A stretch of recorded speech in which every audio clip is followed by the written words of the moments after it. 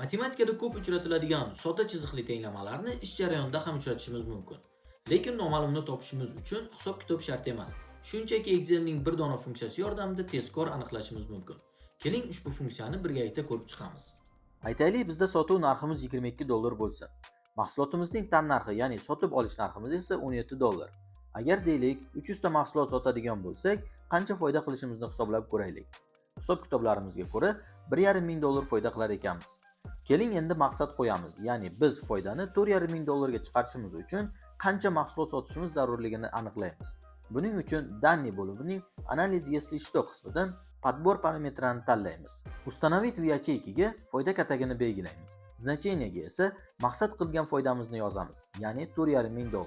Изменение значения ячейкаga esa nima o'zgarishi hisobiga target qilingan foydaga chiqishimizni, ya'ni sotuv miqdorini belgilaymiz va OK tugmasini bosamiz. Ko'rib turganingizdek, $4,500 foydaga erishishimiz uchun 900 ta mahsulot sotishimiz zarur ekan.